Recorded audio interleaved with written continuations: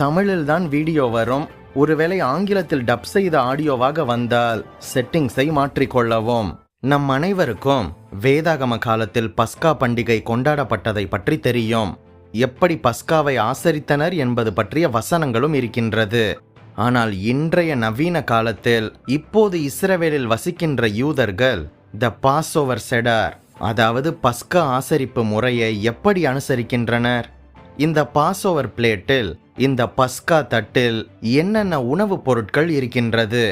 குறிப்பாக ஜீரோவா என்கின்ற ஷாங்க் எலும்பு, பெய்ட்ஸா என்கின்ற முட்டை, கர்பாஸ் என்கின்ற காய்கறிகள், மரோர் என்கின்ற கசப்பான மூலிகைகள், சாரோசெட், ஹேசரட், மாட்சா போன்ற உணவுகள் எல்லாம் இந்த பஸ்கா தட்டில் இருக்கின்றது. அதுபோக இவர்கள் உணவை உட்கொள்ளும் முறையாக ஹாக்கதாவை படிப்பது, எலியாவின் கோப்பையில் திராட்சரசம் பரிமாறுவது மற்றும் அப்பங்களை எப்படி அவர்கள் பங்கிட்டு கொள்கின்றனர் என்பது பற்றிய பல சுவாரஸ்யமான விஷயங்கள் இருக்கின்றது. இந்த உணவு வகைகளை எந்த காரணத்திற்காக யூதர்கள் சாப்பிடுகின்றனர்? இதன் பின்னணி என்ன? இந்த காலத்து யூதர்களின் பஸ்கா ஆசரிப்பு முறை பற்றி விரிவாக பார்க்கலாம். பல ஆச்சரியமான தகவல்கள் இருக்கின்றது. வீடியோக்கு ஒரு லைக் பண்ணிட்டு கடைசி வர பாருங்க. நம் Bible wisdom Tamil WhatsApp channel link டிஸ்கிரிப்ஷனில் இருக்கின்றது. கிளிக் செய்து வாட்ஸ்அப்பிலும் இணைந்து கொள்ளுங்கள். ஒருவேளை நமது சேனல் நோட்டிஃபிகேஷன்ஸ் பற்றி யூடியூபிலேயே உங்களுக்கு வரவில்லை என்றால் பெல் பட்டனை கிளிக் செய்து ஆல் என்கின்ற ஆப்ஷனை செலக்ட் செய்து கொள்ளுங்கள். எகிப்தின் அடிமைத்தனத்திலிருந்து இஸ்ரவேலர்கள் அனைவரும் வெளியேறியதை நினைவு கூறுகின்ற ஒரு சடங்கு உணவாக இந்த பஸ்கா ஆசரிப்பு முறை, பாஸ்ஓவர் சேடர் என்பது இருக்கின்றது. இந்த பஸ்கா ஆசரிப்பு என்பது கொண்டாட்டங்களின் மைய பகுதியாக இருக்கின்றது. இதில் வேத வாசிப்புகள், பிரார்த்தனைகள் மற்றும் உணவு மரபுகளின் குறிப்பிட்ட வரிசைகள் இருக்கின்றது. இந்த சேடர் என்கின்ற எபிரேய வார்த்தையின் அர்த்தம் ஒழுங்கு என்பது, அதாவது பஸ்கா ஆசரிக்கும் ஒழுங்கு முறையை குறிப்பதாக இந்த வார்த்தை இருக்கின்றது. அதுபோக சேடர் என்கின்ற வார்த்தை குடும்பமும் சமூகமும் ஒன்று கூடி தங்களது மரபுகளை பகிர்ந்து கொள்ளவும் பிணைப்புகளை வலுப்படுத்தவும் பயன்படுகின்ற நேரமாக அவர்கள் கருதுகின்றனர். முதலில் பாஸ்ஓவர் பிளேட், சேடர் தட்டு பற்றி பார்க்கலாம். இந்த பஸ்கா சேடர் தட்டு என்பது பஸ்கா ஆசரிப்பின் போது பயன்படுத்தப்படுகின்ற ஒரு உணவாக இருக்கின்றது. இது எகிப்தின் அடிமைத்தனத்திலிருந்து இஸ்ரவேலர்கள் வெளியேறியதை நினைவு கூறுகின்ற ஒரு யூதர்களின் பாரம்பரிய அடையாள உணவாக இருக்கின்றது. இது பஸ்கா ஆசரிப்பின் நிகழ்வின் பல்வேறு அம்சங்களை குறிக்கின்ற 6 குறியீட்டு உணவுகளை இந்த தட்டில் வைத்து அவர்கள் கொண்டாடுவதை நாம் பார்க்க முடியும். இந்த சேடர் தட்டில் இருக்கின்ற ஒவ்வொரு பொருட்கள் பற்றி விரிவாக பார்க்கலாம். முதலாவதாக ஜீரோவா என்று அழைக்கப்படுகின்ற ஷாங்க் எலும்பு பற்றி பார்க்கலாம். வறுத்த இறைச்சியின் ஒரு துண்டு எலும்பு இந்த சேடர் தட்டில் வைக்கப்படுகின்றது. பெரும்பாலும் தண்டு எலும்பு இது. எகிப்திலும் பஸ்கா பண்டிகையின் போதும் இஸ்ரவேலர்களினால் தேவாலயத்தில் பலியிடப்பட்ட ஆட்டுக்குட்டியை இது குறிப்பதாக இருக்கின்றது. யூதர்களுக்கு இந்த முறை என்றால், கிறிஸ்தவர்களாகிய நமக்கு இது பஸ்கா ஆட்டுக்குட்டியான இயேசு கிறிஸ்துவை நினைவுபடுத்துகின்றதாக இருக்கின்றது என்று யோவான் 1:29 வசனத்திலும் 1 யோவான் 5:7 வசனத்திலும் பார்க்கின்றோம். இரண்டாவதாக இந்த தட்டில் இடம்பெறும் உணவு பெய்ட்ஸா என்கின்ற முட்டை. யூதர்கள் வேக வைத்த முட்டையை பஸ்கா பண்டிகை அன்று புனித தேவாலயத்தில் கொண்டு வரப்படும் பண்டிகை காணிக்கையை இந்த முட்டை குறிக்கின்றது. இது இஸ்ரவேலர்கள் அனைவரும் எகிப்திலிருந்து தப்பி பிழைத்திருப்பதை அவர்களுக்கு நினைவுபடுத்துவதாக இருக்கின்றதாம். மூன்றாவதாக இந்த தட்டில் இடம்பெறும் உணவு கர்பாஸ் என்கின்ற காய்கறிகள். இது பொதுவாக ரோமன் லெட்யூஸ் போன்ற வசந்த கால காய்கறியாகும். இது இஸ்ரவேலர்கள் அடிமைப்படுத்துவதற்கு முன்பாக இருந்த செழிப்பை குறிப்பதாக இருக்கின்றது. இந்த காய்கறிகள் மிக கசப்பான கீரையாக இருக்கின்றது. இந்த கசப்பான கீரையை பஸ்கா பண்டிகையின் போது உப்பு தண்ணீரில் நனைத்து சாப்பிடுவார்கள். ஏனென்றால் இஸ்ரவேலர்கள் எகிப்தில் கடினமாக உழைத்ததினால் அவர்களுக்கு வந்த வியர்வையையும் அவர்கள் வேதனைகளால் வடித்த கண்ணீரையும் இதை நினைவுபடுத்ததாக காணப்படுகின்றது. நான்காவதாக இந்த தட்டில் இருக்கின்ற உணவு மரோர் என்கின்ற கசப்பான மூலிகைகள்.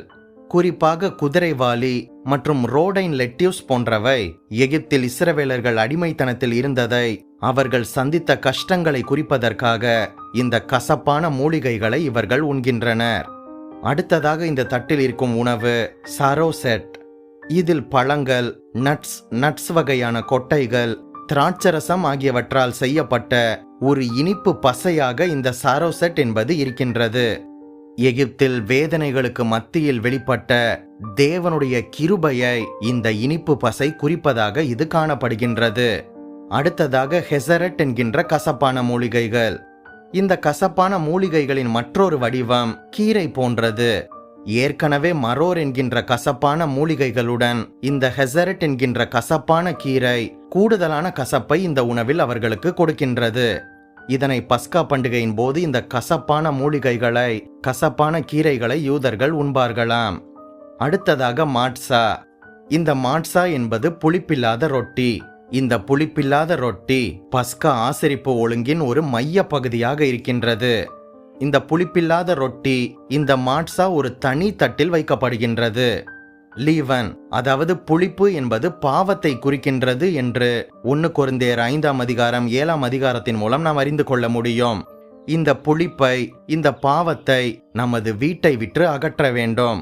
புளிப்பில்லாத அப்பத்தை நாம் புசிக்க வேண்டும். பாவம் இல்லாமல் நமது குடும்பம் இருக்க வேண்டும் என்று கட்டளையிட்டிருப்பதை நமக்கு இது வெளிப்படுத்துகின்றது. இந்த 6 உணவுப் பொருட்களை இந்த சேடர் தட்டில் வைத்து, இந்த பாஸ்ஓவர் பிளேட்டில் வைத்து இன்றைய காலத்து யூதர்கள் இந்த உணவுகளை சாப்பிட்டு பஸ்கா பண்டிகையை ஆசரிக்கின்றனர். இன்றைக்கும் கூட நீங்கள் இஸ்ரேல் நாட்டுக்கு சென்றால் இந்த பஸ்கா தட்டை வாங்கி இந்த உணவுகளை நாம் கூட சாப்பிட முடியும், டேஸ்ட் பார்க்க முடியும். எனக்கும் கூட இஸ்ரேலுக்கு ஒரு நாள் சென்று இந்த பஸ்கா தட்டில் இருக்கின்ற உணவுகளை சாப்பிட வேண்டும் என்று ஆசையாகத்தான் இருக்கின்றது. யாராவது இஸ்ரேல் நாட்டிற்கு சென்றிருக்கின்றீர்களா? இந்த பஸ்கா தட்டில் இருக்கின்ற உணவை சாப்பிட்டு இருக்கின்றீர்களா? கமெண்ட்ல சொல்லுங்க. அடுத்ததாக இந்த பஸ்கா ஆசரிப்பு முறையில் எப்படியெல்லாம் இந்த உணவை மக்கள் சாப்பிடுவார்கள் என்பது பற்றி பார்க்கலாம். முதலாவதாக புளிப்பில்லாத அப்பம் புசிப்பதை பற்றி பார்க்கலாம். உபாகமம் 16:3 வசனத்தில் சொல்லப்பட்டிருக்கின்றபடியே, நீ எகிப்து தேசத்திலிருந்து புறப்பட்ட நாளை நீ உயிரோடு இருக்கும் நாளெல்லாம் நினைக்கும்படிக்கு பஸ்கா பலியுடனே புளிப்புள்ள அப்பம் புசியாமல் சிறுமையின் அப்பமாகிய புளிப்பில்லாத அப்பங்களை 7 நாள் வரைக்கும் புசிக்க கடவாய். நீ தீவிரமாக எகிப்து தேசத்திலிருந்து புறப்பட்டபடியினாலே இப்படி செய்ய வேண்டும் என்று அவர்களுக்கு கட்டளை கொடுக்கப்பட்டிருப்பதை நாம் பார்க்கின்றோம். இஸ்ரவேல் மக்கள் எகிப்திலிருந்து புறப்பட்ட போது அவர்கள் வைத்திருந்த அப்பம் புளிப்பதற்கு நேரம் இல்லாதபடியினால் புளிப்பில்லாத அப்பங்களை அவர்கள் புசித்தனர். இன்றும் இதே முறைமையைத்தான் யூதர்கள் கடைபிடித்து வருகின்றனர். யாத்திராகமம் 12:15 வசனத்தின்படி, முதல் நாளிலே தானே புளித்த மாவை உங்கள் வீடுகளிலிருந்து நீக்க வேண்டும் என்று கூறப்பட்டிருக்கின்றபடியினால், புளிப்பு என்பது பாவத்தை குறிக்கின்றபடியினால் நாம் பாவத்தை நமது வீட்டை விட்டு வெளியேற்ற வேண்டும் என்று இவர்கள் யூதர்கள் நினைத்து இந்த முறைமையை இன்றும் கடைபிடித்து வருகின்றனர். இன்றைய காலத்து யூத குடும்பங்கள் அனைத்தும் பெற்றோர்கள் தங்கள் வீடுகளில் புளிப்புள்ள ரொட்டிகளை சிறுக சிறுக துண்டுகளாக உடைத்து வீட்டின் மூலைகளில் சிதற செய்கின்றனர். அதற்கு பிறகு வீட்டின் விளக்கை அணைத்துவிட்டு தங்கள் பிள்ளைகளிடம் அந்த துண்டுகளை இந்த புளிப்புள்ள அப்பத்தை சேர்க்க சொல்லுவார்களாம். பிள்ளைகள் மெழுகுவர்த்திகளின் வெளிச்சத்தில் அவைகளை சேகரிப்பார்களாம். அப்போது பெற்றோர்கள் தங்கள் பிள்ளைகளை பார்த்து, பாவமானது நம்முடைய வாழ்க்கையில் இப்படித்தான் மறைந்திருக்கின்றது, ஆகவே வெளிச்சமாகிய தேவனுடைய உதவியை கொண்டுதான் நாம் நமது வாழ்க்கையில் இருக்கின்ற பாவங்களை நம்மை விட்டு நீங்க செய்ய முடியும் என்று பிள்ளைகளுக்கு பாவத்தை குறித்த பாடத்தை கற்றுக் கொடுப்பார்களாம். அடுத்ததாக ஹாக்கதா என்பது பற்றி பார்க்கலாம். இந்த ஹாக்கதா என்பது பஸ்கா ஆசரிப்பின் போது முன்வைக்கின்ற ஒரு அடிப்படை யூத உபதேசமாகும். யூத நடைமுறையின் போது இந்த சேடர் மேஜையில் ஹாக்கதாவை இவர்கள் படிப்பார்களாம். பஸ்கா பண்டிகையின் முதல் ராத்திரியில் தங்கள் குழந்தைகளுக்கு இஸ்ரவேலர்களாகிய அவர்கள் எகிப்திலிருந்து வெளியேறிய கதைகளை சொல்லுவார்களாம். இதற்கு பெயர்தான் ஹாக்கதா. இது ஒவ்வொரு யூதனுடைய கடமையாக இருக்கின்றது. அடுத்ததாக த கப் ஆஃப் எலைஜா, எலியாவின் கோப்பை பற்றி பார்க்கலாம். யாத்திராகமம் 6ஆம் அதிகாரம் 6-7 வசனங்களில் தேவன் கொடுத்த 4 வாக்கு தத்தங்களை யூதர்கள் நினைவு கூறும் வண்ணமாக 4 கப்ஸில், அதாவது இந்த 4 கோப்பைகளில் திராட்சரசத்தை பரிமாறுவார்களாம். இதனோடு 5வது கோப்பை ஒன்று இருக்கின்றது. அதற்கு பெயர்தான் த கப் ஆஃப் எலைஜா, எலியாவின் கோப்பை என்பதாகும். ஏனென்றால் யூத மரபின்படி எலியா வந்து தங்களது மேசியாவை அறிமுகப்படுத்துவார் என்பது இதற்கு அர்த்தமாக இருக்கின்றது.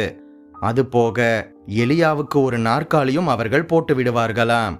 ஏனென்றால் இன்றைய யூத குடும்பம் இந்த திராட்சரசத்தை பரிமாறும் வேளையில் 5வது கப்பாகிய இந்த எலியாவின் கோப்பையை அவர்கள் பகிரும்போது அந்த வீட்டில் இருக்கின்ற பல பிள்ளைகளில் ஒரு பிள்ளை சென்று அந்த வீட்டின் முக்கிய நுழைவு வாயிலான கதவை திறந்து எலியாவே வாரும் என்று சொல்லி அழைப்பார்களாம். ஏனென்றால் இந்த யூதர்கள் தங்களது மேசியாவுக்காக வெகு நாளாக காத்திருக்கின்றனர் என்பதை இது அர்த்தப்படுத்துகின்றதாக இருக்கின்றது. நமது பைபிளில் எலியாவின் ஆவியும் பலமும் கொண்ட யோவான் ஸ்நானகன் மேசியாவாகிய இயேசுவை அடையாளப்படுத்திவிட்டார் என்பதுதான் சத்தியம்.